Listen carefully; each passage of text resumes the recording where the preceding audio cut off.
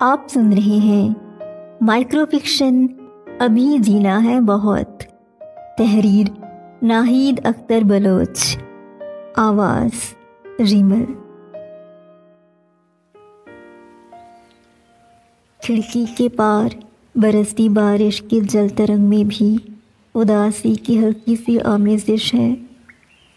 لگتا ہے بارش بھی سہمی ہوئی ہے، کیونکہ ان دنوں یہاں اس کا استقبال کرنے کے لیے ایک خالی سڑک ہے جو کسی ذی روح کی توانا سانسوں اور گنگناتے قدموں کی چاپ سے خالی پڑی ہے۔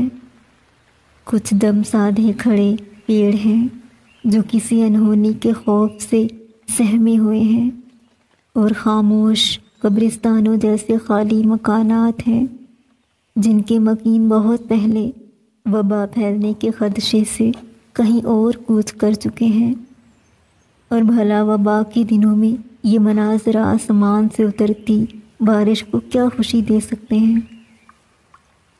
اس لیے وہ بھی اداس ہے، حد درجہ اداس ہے۔ لیکن ماحول میں گھلی یاسیت کے باوجود بھی کمرے کی مغربی کھڑکی کے سامنے بیٹھے اس بوڑھے کو دیکھتے ہوئے میرے لبوں کو ایک خوبصورت مسکراہٹ نے چھوا ہے، ویسی ہی الوہی مسکراہٹ جو اس سے پہلی ملاقات کے وقت میرے ہونٹوں پر خداوند نے اتاری تھی، مقدس کنواری مریم کی مسکراہٹ جیسی پاکیزہ اور انچھوئی۔ میں کافی کے مگ کو ہاتھوں میں تھامے دھیرے دھیرے چلتے ہوئے اس کے پیچھے جا کھڑی ہوئی۔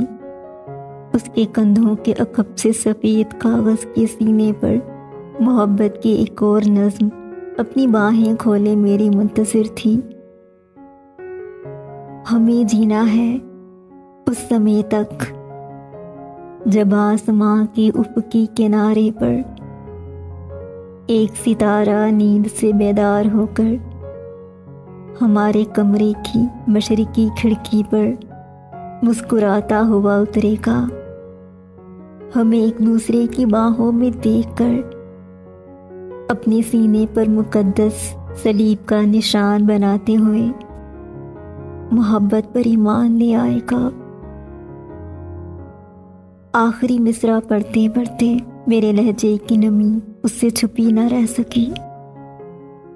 میرے ہاتھ سے کاپی کا مگ لے کر اس نے میز پر رکھا اور میرے کان کے پاس گنگناتے ہوئے بولا، ہمیں ابھی بہت جینا ہے اے اداس حسینہ۔ اس کے شرارتی انداز پر میرا جھریوں بھرا چہرہ یکدم روشن ہوا، مگر میں نے مصنوعی ناراضی سے اسے گھورا۔ کافی کا یہ آخری کپ ہے، اور سب سے بری خبر یہ ہے کہ آج ڈنر کے لیے ہمارے پاس بریڈ بھی نہیں رہی جو ہم پچھلے کئی دنوں سے کھا کر گزارا کر رہے تھے۔ میری بات سن کر اس نے گہری سانس لی، میز پر دھرا کافی کا مگ پہلے میرے ہونٹوں سے لگایا اور پھر خود کافی کا ایک سپ لیتے ہوئے مجھ سے مخاطب ہوا۔ تو بس پھر فیصلہ ہوا کہ اب تم مجھے باہر جانے سے ہرگز نہیں روکو گی۔ میں گلی کے آخری کونے پر موجود اسٹور سے کافی اور بریڈ لے کر فوراً واپس آ جاؤں گا، کیونکہ میں ابھی اتنا بھی بوڑھا نہیں ہوا کہ یہ عام سی وبا مجھے اپنی لپیٹ میں لے سکے۔ اس کا قدرے شرارت امیز لہجہ یقیناً فضا کی سنگینی کو کم کرنے کے لیے تھا، مگر میں بخوبی جانتی تھی کہ ان دنوں اس کے باہر نکلنے کا کیا مطلب ہو سکتا ہے۔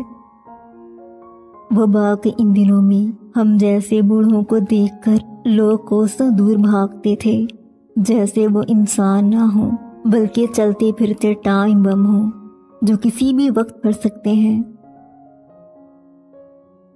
ہم دونوں زندگی سے بھرپور ایک ایسا جوڑا ہے جن کے آنگن میں کوئی پھول نہیں کھل سکا، مگر ہمارا چھوٹا سا گھر بلڈنگ میں رہنے والے تمام بچوں کے لیے ایک پیارا سا ڈزنی لینڈ تھا، جہاں وہ ہر شام ہمارے ساتھ ہوتے تھے۔ مگر حالات نے ایسا پلٹا کھایا کہ اب انہی بچوں کے والدین کو ہم دو بوڑھے فرشتوں کے بجائے خطرناک زومبیز دکھائی دیتے تھے جو ان کی زندگی کے لیے بہت بڑا خطرہ تھے۔ قصوروار نہ ہوتے ہوئے بھی قید تنہائی ہمارا مقدر ہو چکی تھی، اور بالآخر اس کی ضد کے آگے مجھے ہتھیار ڈالنے پڑے۔ اس کے چہرے پر حفاظتی ماسک پہناتے ہوئے میں نے اس چہرے کی سلامتی کے لیے دل ہی دل میں انگنت دعائیں کرتے ہوئے اسے مقدس مریم کے خدا کے سپرد کیا۔ اس کے بوڑھے ہاتھوں میں سفید دستانے پہناتے ہوئے میرے ہاتھوں میں ہلکی سی لرزش تھی۔ ان ہاتھوں نے میرے عام سے حسن پر محبت بھرے لاکھوں قصیدے لکھے تھے۔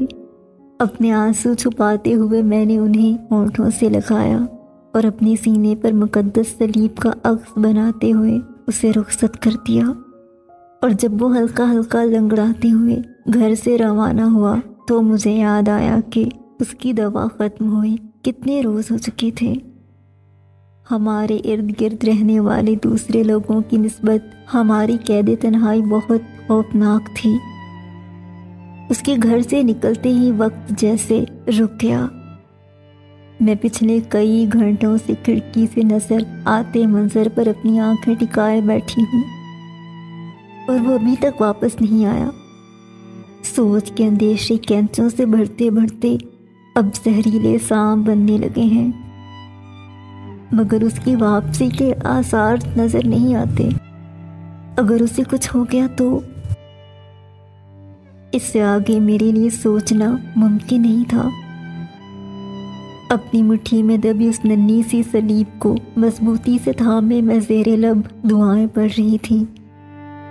جب دن کی روشنی دھیرے دھیرے بڑھتی رات کی اندھی کھائی میں گرنے لگی تو مجھے یوں محسوس ہوا میرے جسم سے قطرہ قطرہ جان نکل رہی ہے۔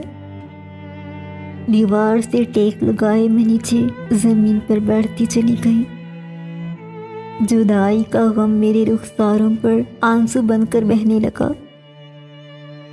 میں نے اپنے بہت پاس موت کی دستک سنی، وہ میری طرف بڑھ رہی تھی، اور اس سے پہلے کہ وہ مجھے دبوچ لیتی میں نے اس کے قدموں کی مخصوص چاک سنی۔